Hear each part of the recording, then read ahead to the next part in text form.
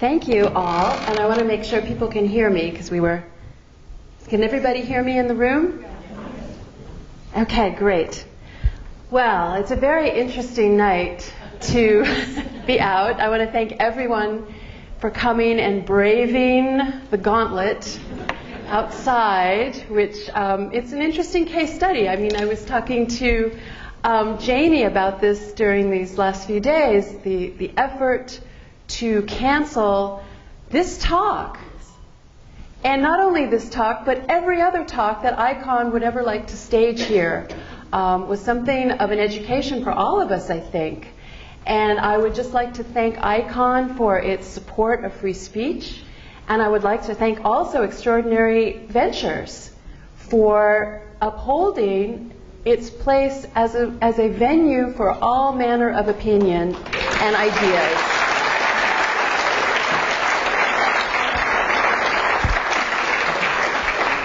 And I would add, I live in Washington. So you know that in my experience, this kind of strength and courage is actually, unfortunately, quite rare.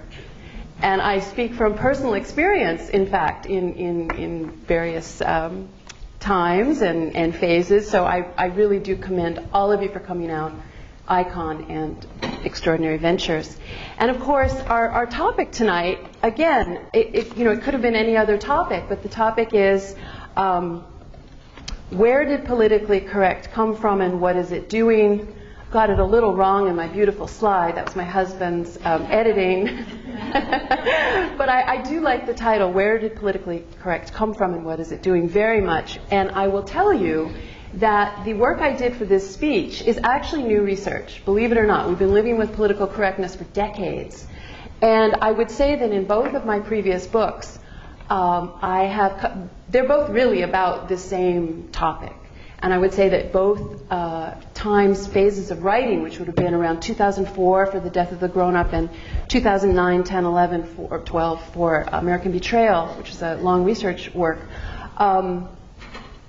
I've always come to a dead end. I've always come back to the idea that I don't like the term because it doesn't really tell us where did it come from. It doesn't really even tell us what it's doing. And yet we all, I think, know what it is. We all recognize it. We all understand when it's trying to shut us down, when it's trying to cancel a speech, when it's trying to extinguish, really, our very basic liberty. And I would just review what we went through this week in case people have not been aware of this. This is the actual, or extracts from the email that came in to cancel, the request to cancel my speech and ICON's lecture series. And you can see it's an idea, somebody actually believing that they have the authority to deem what is permissible for you to choose or not to come to listen to enjoy it, to find it boring, to reject it, whatever it is. But this is what happens when the principle of free speech is lost, or rather seized, by people with an agenda. The kind of language in here, hosting such bigoted voices.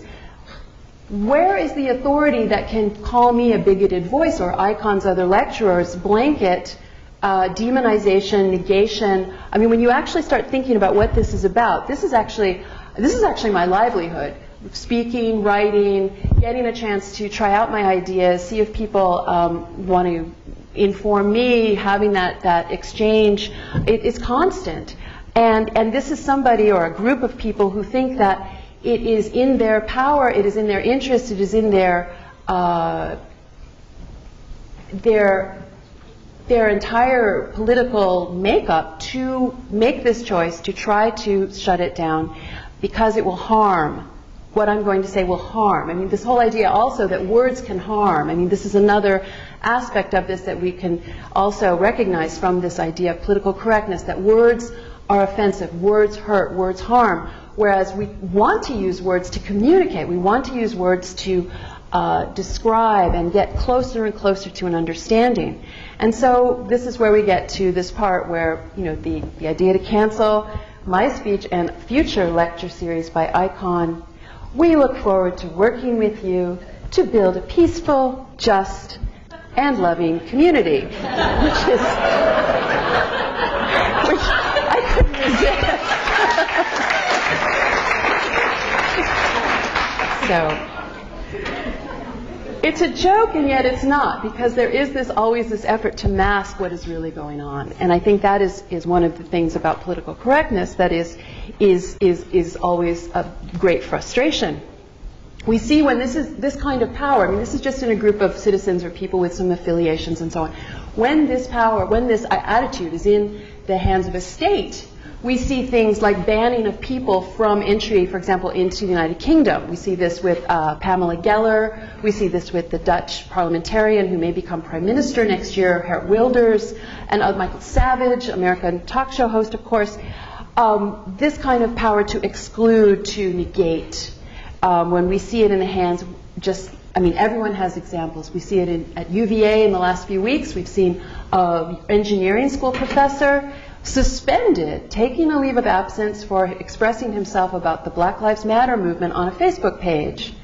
He talked about it as being a racist organization akin to the Klan, and he was expunged, at least temporarily, from being fit to appear before a classroom, and he is going to have to undergo some kind of counseling. I mean, this is the stuff of dictatorship in terms of trying to condition what we say, what we think. We've seen it in business, of course, the famous example of Mozilla's executive, its chief executive, stepping down after it came out he'd given $1,000 to Proposition 8 in California, which of course was the anti-same-sex marriage proposition a few years back. We could actually spend the whole night just all throwing in examples, because we've been watching this for so many years. And the first thing I'd like to really ask is that we stop thinking about it as political correct, as this sort of amorphous term, that we start thinking about what it is doing. It's purging. Words are so important. We recognize it, but we've got to come much closer to describing it. It's coercion. I mean, there was an attempt to coerce all of us not to come here. It might have happened. It's happened many, many times where venues have canceled, sponsors have disappeared. This is coercion. This is an attempt to exert power. I mean, it's a very, very serious action. In response, we actually ended up with, and I'm very thankful for them, more police protection tonight. And I'd like to thank the officers who are here. But this is the kind of, oh yes, everyone.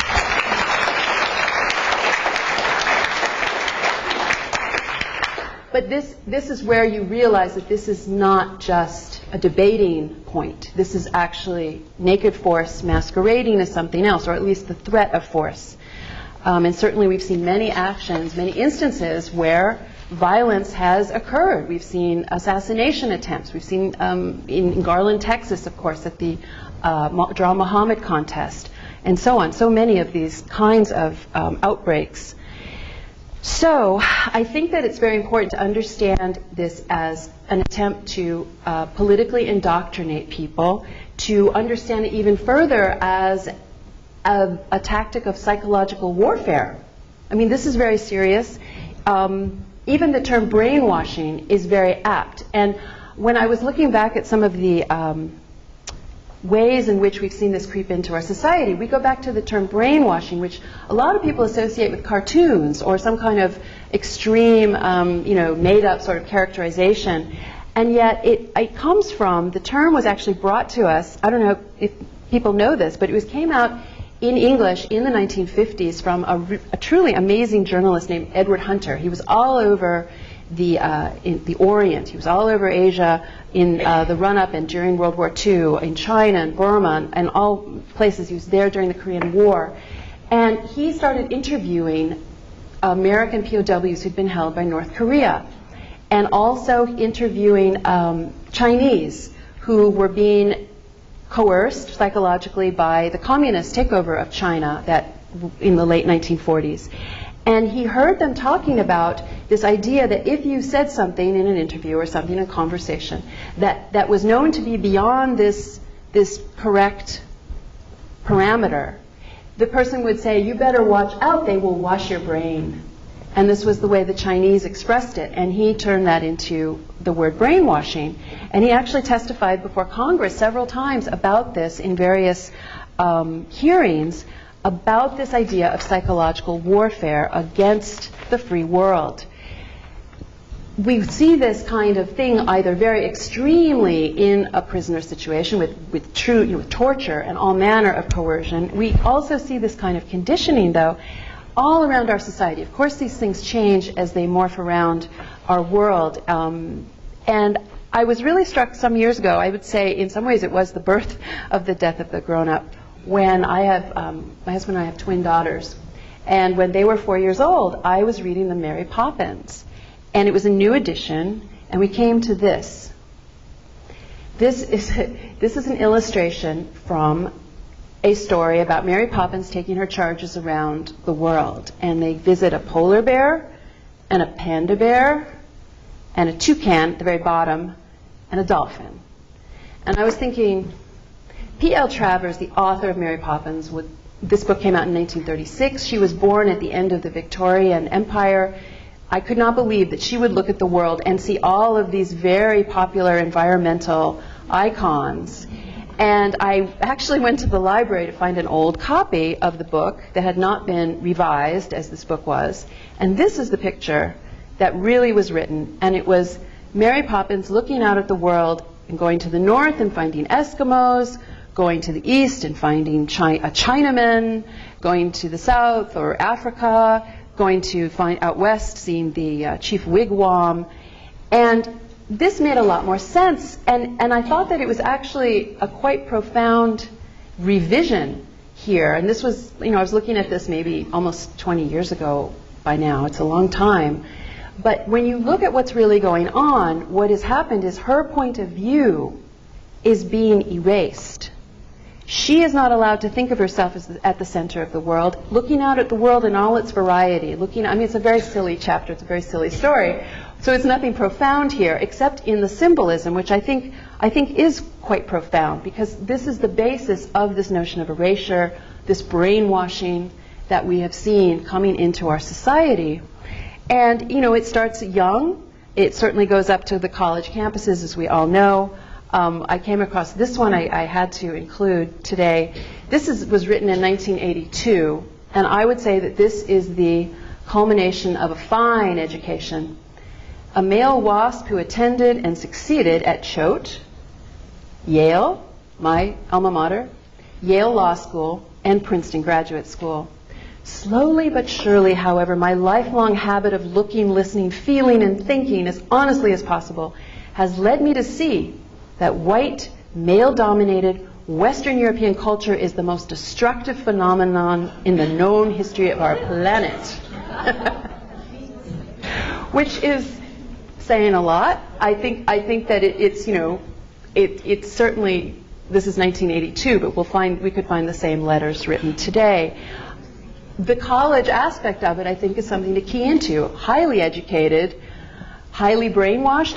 I saw this on Twitter yesterday, and over the weekend, and I had to take it. This is John Harwood looking at a poll by education, and we see education gender, non-college men, Trump plus 37.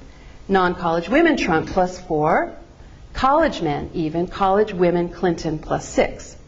Now, Mrs. Clinton will say, aha, we see how a fine education educates the voter to make the correct decision, whereas what I think we could also argue is we're looking at people who have not been indoctrinated to this aspect. And I think that this is not merely an expression of partisan politics to actually weigh this.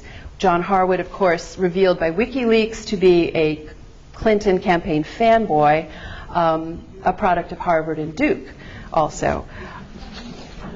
It's not really the party politics, though, because the essence of the Trump candidacy has been this rejection of this notion of what is politically correct.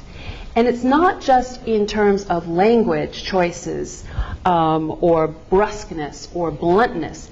It is what issues were taken off the table by elites of both parties that the Trump candidacy reintroduced that were themselves seen as politically incorrect.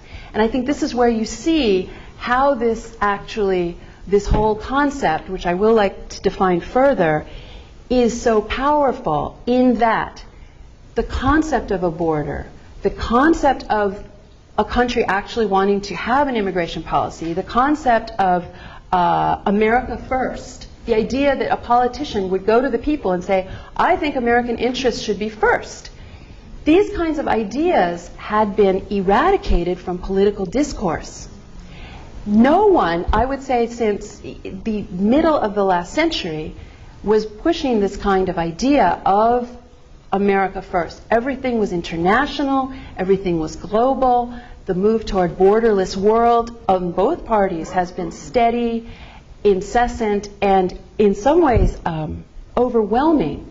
Because I think when Trump poked his head up and started with these ideas, it was revolutionary. There was something very revolutionary about speaking them. And I say that partly as you know, I've worked in newspapers and run a column for many years. I don't write my column anymore, but I only stopped a couple of years ago. And so it was going across the country, and I would get a lot of feedback. And I will say that even though there was good feedback on some of these issues, I didn't even know some of these issues myself to get involved in. But on some of them, Islam is another one, speaking of our protest, there was nobody in Washington or in any other centers of power that would have these kinds of conversations that even I might broach in my column.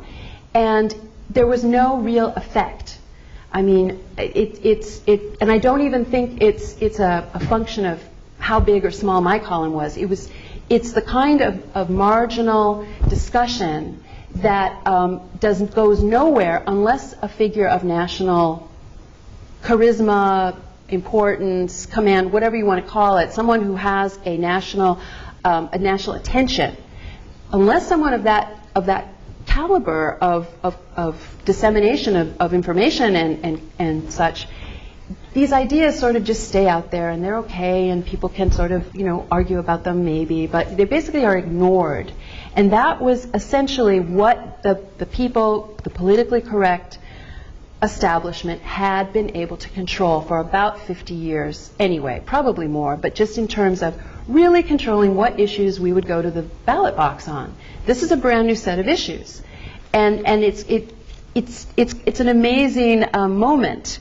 So you wonder how this can possibly even happen.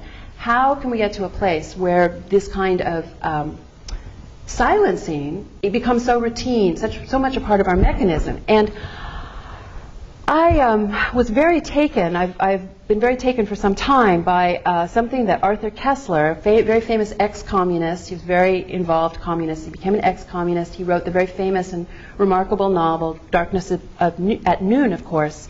He also contributed an essay that I'd like to quote from a collection of essays, very famous, The God That Failed, came out in 1949, and it's a collection of essays by anti-communists. And he's writing about a conversation he had when he was early in his communist career with Edgar, a man named Edgar, in quotation marks, his party contact, his handler. And they're discussing the front page of a communist newspaper. And Koestler says, but every word on the front page is contradicted by the facts, which sounds a lot like the New York Times. He writes, Edgar gave me a tolerant smile. You still have the mechanistic outlook, he said, and then proceeded to give me the dialectical interpretation of the facts, the Marxist interpretation. So Koestler says, gradually I learned to distrust my mechanistic preoccupation with facts and to regard the world around me in the light of dialectical interpretation. It was a satisfactory and indeed blissful state. Once you had assimilated the technique, you were no longer disturbed by the facts. Which is such a great quote, I'll put it up again. It's an amazing thing, but that does describe what we see and call political correctness. This is Marxism. Marxism controls your interpretation by controlling the language and by making the language comport to some Marxist, they call it dialectical, that word that sort of makes your eyes blur, but it's essentially a way of controlling thought by controlling language, which is exactly what we today will call or think of as political correctness. But it's really right out of the Marxist playbook, which goes, it's not just Alinskyism, which is another word that I find confusing. Alinsky was a Marxist, he was a Leninist. These are the same tactics that have been going on for a very long time, back into the 19th century, earlier, but you know, we can really look at Marx's manifesto of 1848 and start tracking things basically from there for convenience sake. Anyway, but this is the same kind of learning that you could say is going on our campuses, in our kindergartens, in our politics. And it's also really the basis of totalitarian horrors. I mean, this is how it begins, when you can ignore the facts, when you can, the mechanism becomes more important than really what's going on, more important than the people, etc. Which brings me to another quotation that I've always liked for some time, which is from Alain Bessasson, who very famously wrote a book called A Century of Horrors, Communism, Nazism, and the Uniqueness of the Shoah. And here he's sort of elaborating, I think, on this same idea. When you accept the language of ideology, the language of ideology, a person allows his mental world and his sense of self-respect to be hijacked along with the language. So you're sort of checking your mind at the door when you accept this language. And I think this is very interesting, because he says no matter how inadvertently he may have stumbled into the use of the official vocabulary, he is now part of the ideology.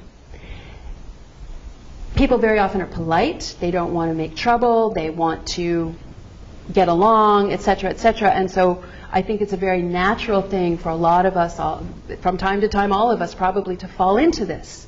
But it's you know, as long as it's when it becomes habitual, I think it does become a trap. You are part of the ideology, and he goes on to say, in a manner of speaking, entered into a pact with the devil.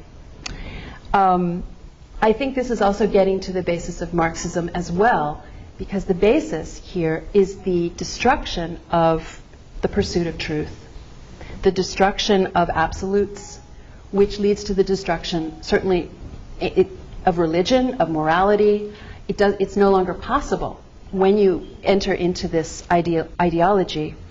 And this is where you see, in terms of our understanding of it, there's so many words that will splinter this understanding. Alinskyism, progressivism,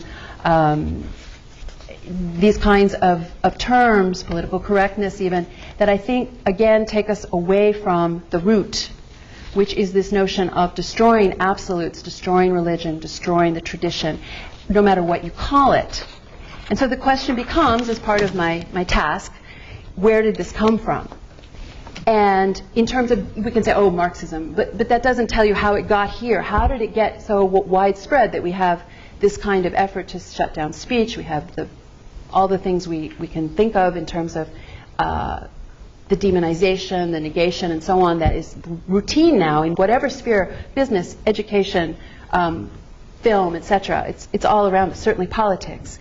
So how did it get mechanized? How did it get deployed here? And I think that becomes a really interesting story.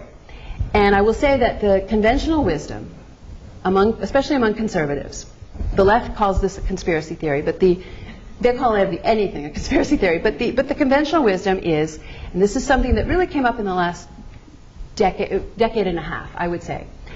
And it was something I didn't find when I was first looking. I came to this a little later, and I'll tell you what I think of it. But the conventional wisdom is that something called the Frankfurt School in 1923 came together, a bunch of mainly German Jewish Marxist intellectuals who learned very quickly not to describe themselves as Marxists, but they were, and upset about the failure of the Russian Revolution to ignite across Europe, to see proletariats, workers of the world uniting, essentially, after the Bolsheviks came to power. Determined that it was wrong to push economic Marxism, that the working classes would not be interested, and that they needed to take a different tack to destroy the resolve of the working classes, and that would mean that they would work in a cultural way against the traditional world, and this becomes cultural Marxism.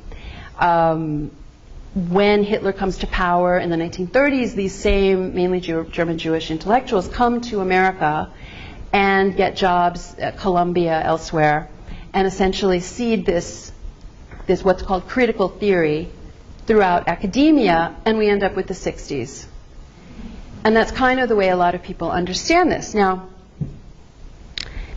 I'm not saying this isn't true. I'm not saying this didn't happen. But what I will tell you and try to demonstrate, or at least argue, is that this is just a fractional piece of the story, because it presupposes that everything was A-OK before they got here, that nothing had changed, that there were no other networks at work in education, in politics, in religion, in labor, in schools, in theater, etc., doing the same kind of subversive work.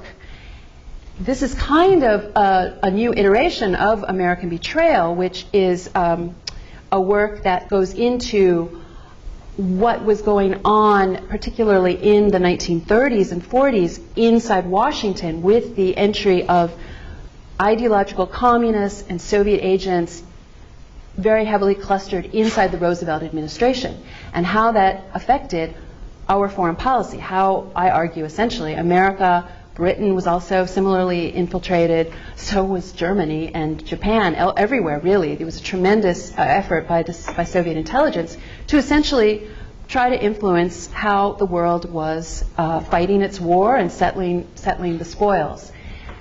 Essentially cat's paws in many ways, in many respects, of Stalin. And when you look at this, for example, if we're going to really talk about political correctness, where we mostly see it in education, what was happening before the Frankfurt School ever got here essentially made it a fertile field for whatever new ideas or new techniques or new fronts in the same war that they were able to develop.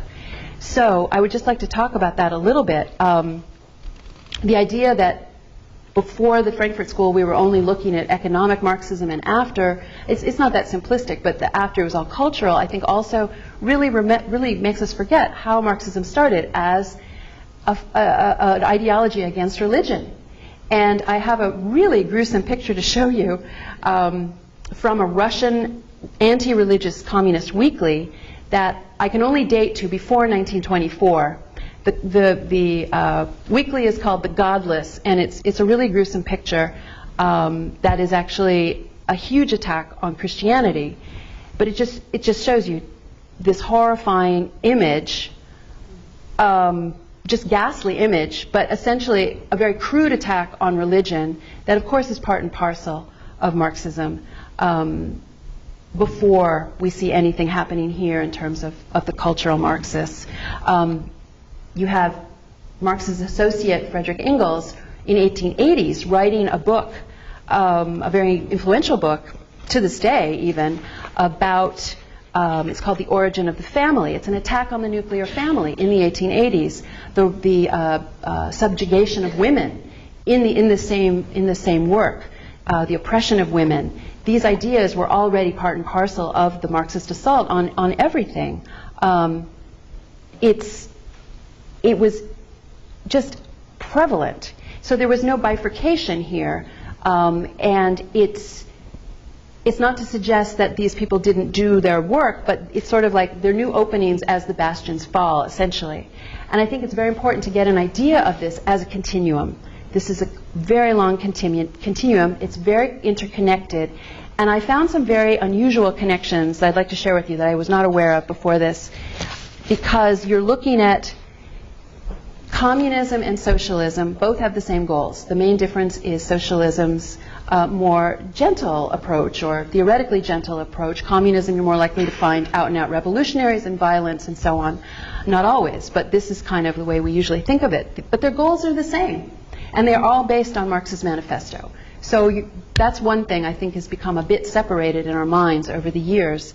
So if we go back and take a look at the Frankfurt School, which is our touchstone for a lot of this, even if it was not the only vector, you see this collection of Marxist communists. Some were under Moscow's discipline. Some were part of the whole Comintern network, even in the KGB, which I think is something we have to start understanding. Just as in American Betrayal, we see the KGB controlling officials in the Roosevelt administration and the Truman administration and beyond.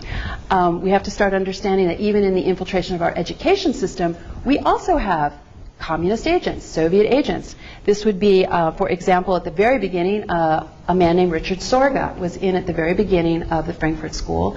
He is the Soviet Union's one of their best spies ever.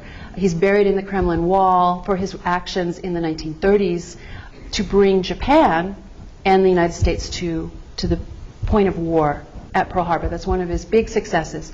While he was working in a tremendously sophisticated cell in Tokyo with many Japanese affiliates, in Washington we had Harry Dexter White, one of the top officials at the Treasury Department during the Roosevelt administration, doing the same thing in his way, trying to bring the United States and Japan to war at Pearl Harbor. Successful.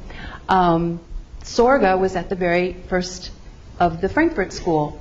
What's also interesting to note, and this was kind of an interesting connection, Marx's associate, there was a man named Friedrich Sorga back in the 1870s that Marx sent to New York City to open up the first Internationale. Well, that's either his grandfather, the grandfather of Richard, or the great uncle, which is kind of shows you how these things are interconnected, how they go across generations. This is kind of where you start seeing the synergy here that I think has been lost to us. I don't think, these are not easy connections to make because the archives, the books, the people who would talk about these things in olden days, they're over. It's not there in what we know, what our collective understanding is. So we have this. We also have a woman named Hedda Massing who actually married 3 members of the Frankfurt School at different times, and she was a Soviet agent. And what's really interesting about her is, first, her first husband was a man named Hans Eisler. His brother was the top Comintern agent in the United States in the 1930s. So it's very close. You see this kind of closeness. Her next husband, a man named Gompertz, was very instrumental in helping get the Frankfurt School in exile into Columbia, some of kind of moving them into the Columbia orbit.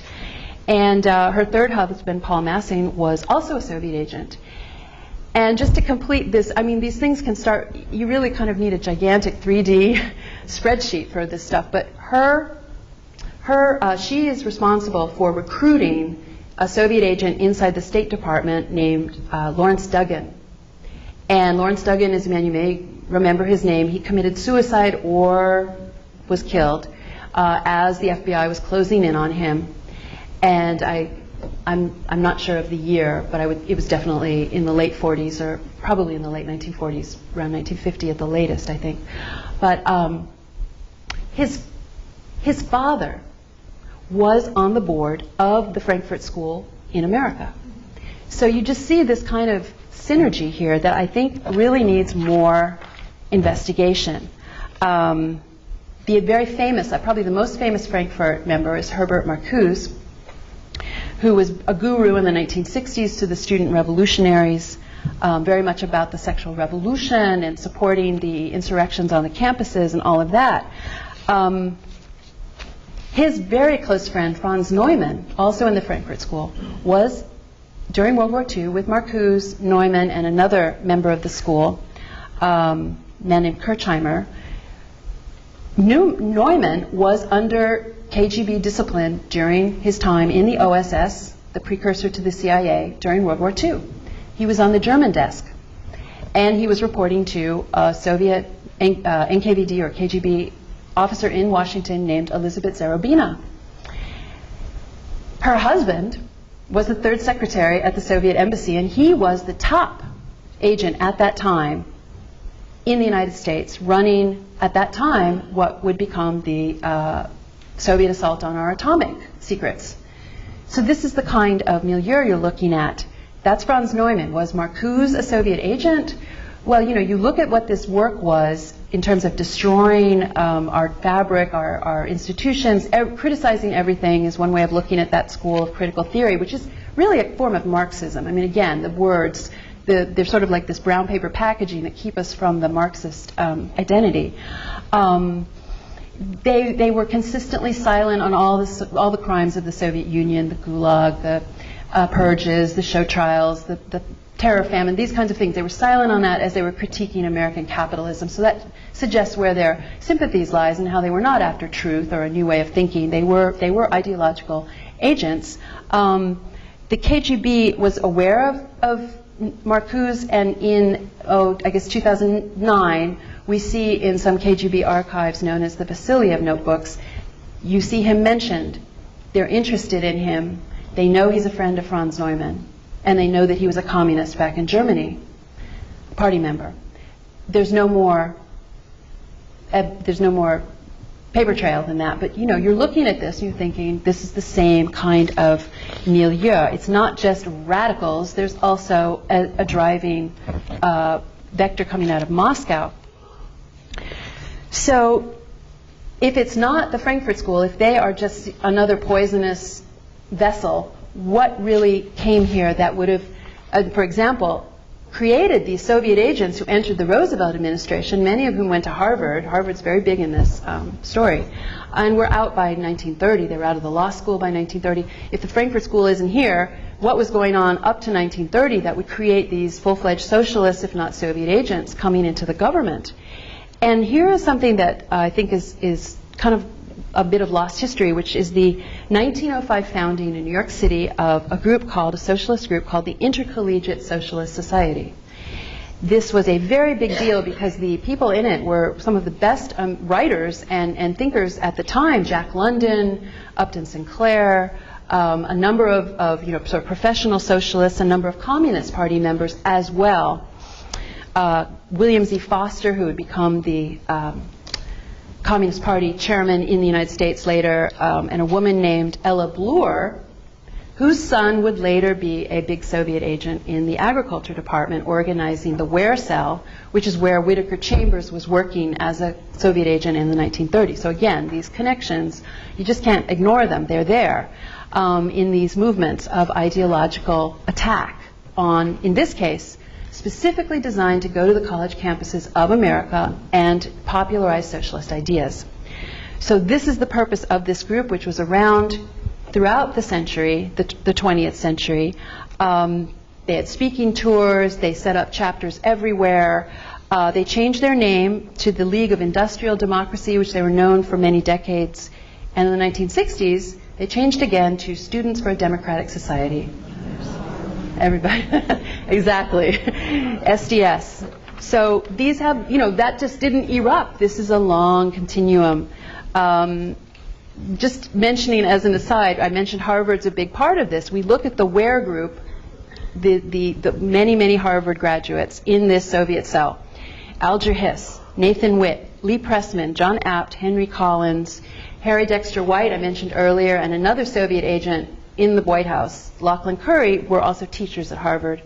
There are many others I could name. Their names are kind of unfamiliar to us, but they were also agents coming out of this same milieu. So if that was going on our colleges from 1905 and earlier, but organized, really organized, where did that come from?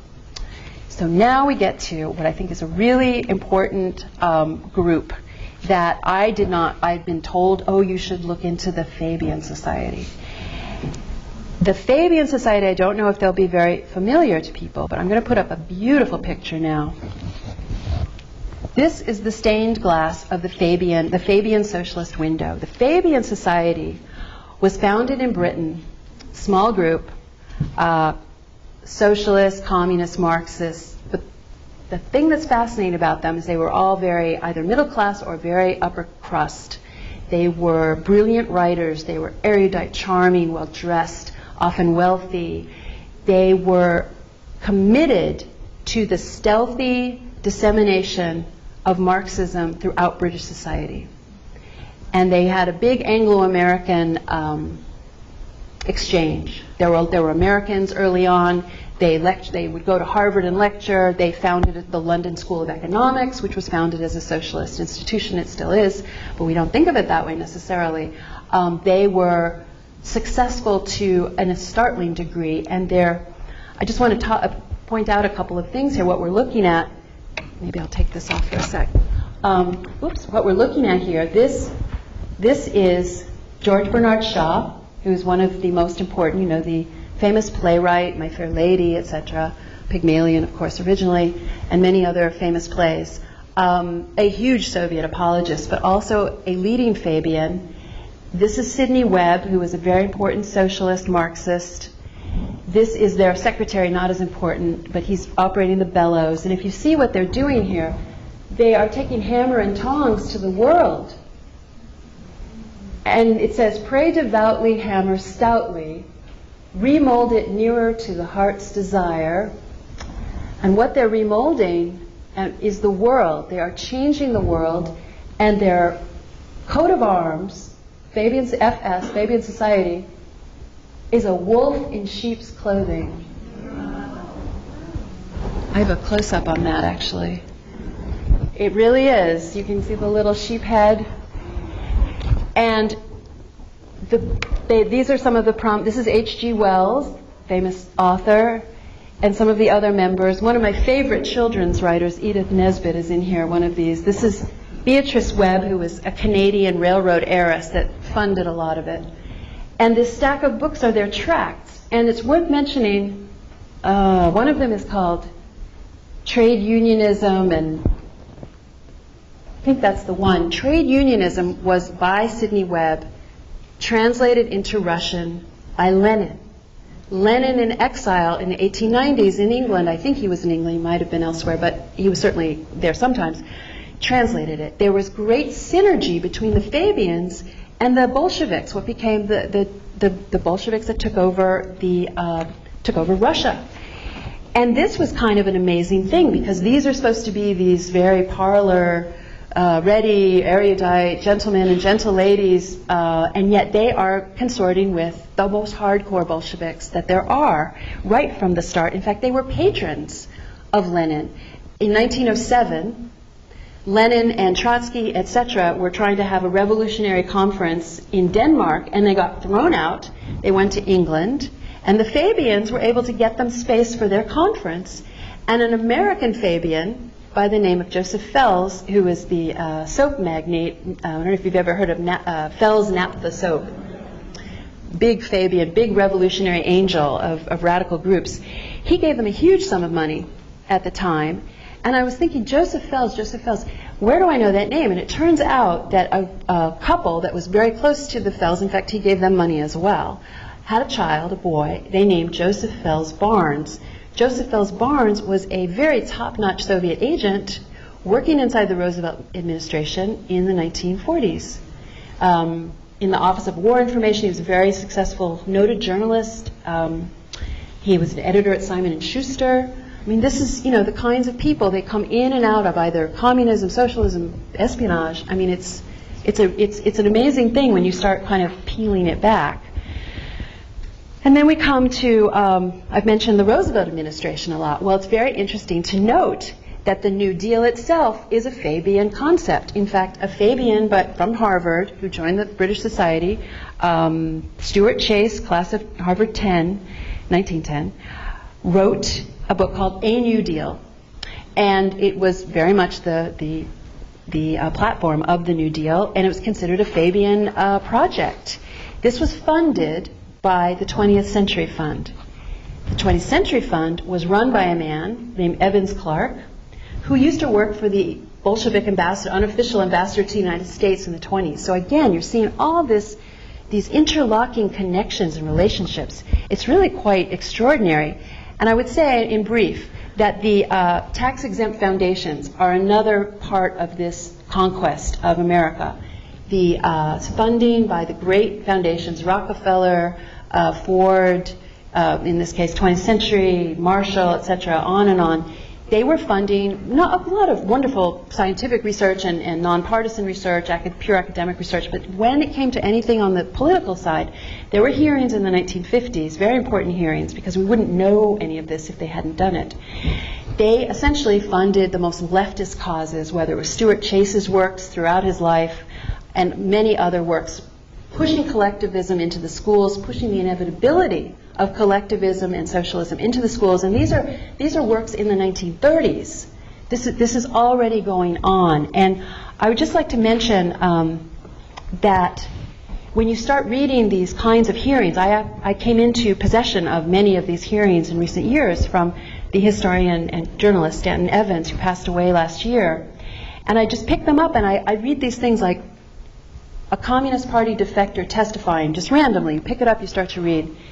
He's testifying in the late 1940s that when he left, he was actually expelled and beaten pretty severely when he limped away. He tells the congressman, I was helping to move 500 New York teachers underground. In other words, away from their open affiliation with the Communist Party so that they could bore from within. I mean, 500 New York teachers, I mean, you start thinking, wait a minute, how did I miss this? And then you find out that these hearings uncovered so much of this, and somehow we lost this touch with this history. Another example, 1941, during the Nazi-Soviet pact, when you could actually be critical of communism, we were not allies with the Soviet Union yet, there was a fantastic set of hearings in New York State, the Rapp coup d'etat hearings, or coup d'etat, I'm not sure. They uncovered the complete Bolshevization of the New York school system. I mean, it sounds kind of like fantastic language, but when you see what they actually were able to uncover, for example, 30 communist faculty members working in secret cells. These are not open, these are secret communists in Brooklyn College alone. 54 faculty members in cells inside City College of New York. You start thinking, Julius Rosenberg, the famous atomic spy, graduated from CCNY in 1939. Well, what was going on there? There were as many as, say, dozens of faculty members involved. Were they talent spotting? Were they assist? How is this happening? We don't know this from what we read about this period. My first boss was Irving Kristol, the famous writer and thinker, known as the godfather of neoconservatism back in the 80s. And he's a very famous ex-communist. He was a Trotskyist. And I actually went back, he went to CCNY. And I went back to a memoir he wrote about his time at CCNY, and I was hoping to learn about, oh my gosh, this hub. Nothing. There's nothing about it. He mentions that Julius Rosenberg was in the Stalinist alcove, and he was in the Trotskyist alcove, and that's really it. It's a frustrating thing to try to go back to, but yet these hearings are there. The information is there if we look for it. This is why the House Un-American Activities Committee opened to look at ideological subversion in 1938. They were looking at the Nazi Bund. There wasn't that much. And they were looking at the communist infiltration. There was lots. And this is why. And you know, so we learn about these things in isolation. We don't understand. Even going back to 1930, they were starting to do this. Hamilton Fish had the first congressional hearings. But even as early as 1920, there were hearings again in New York State as the point of entry for so much immigration. And they were finding in the schools all manner of communist socialist books. The Bolsheviki and World Peace by Trotsky were in many schools. A book called Anarchism and Free Love, which again sort of brings us up to the Frankfurt idea of the sexual revolution in the 60s. We're already dealing with this back in 1920. This is kind of the understanding that I think becomes very, very important to try to deal with not just political correctness, which I think we've sort of gotten rid of as at least the main idea of how we think about these things, but the kind of subversion that ideological, hostile ideologies bring to this country. Once upon a time, people understood this, and they actually made ideological subversion a point at which you could deny entry among immigrants. If somebody's ideological outlook was hostile to our country, wanted to overthrow our Constitution, they could be excluded. We still have that on the books, if I'm not mistaken. And this is kind of where you get to, a lot of people believe in terms of arguing about whether Islamic immigration is excludable. You get to the ideological piece of it, and you see that it's under the same rubric. If we ever get to a point, breaking through the political correctness of actually seizing that tiger by the tail and trying to have a rational debate about it and see what it is that we the people want to do and have our elected officials do. So in closing, I would just like to say again how much I thank everyone for coming out, because I think that with all of the hoopla around this talk tonight, I think that we should all congratulate ourselves for being here, because it is a win. And it's a win against this whole political correctness. So I thank you very much for your kind attention.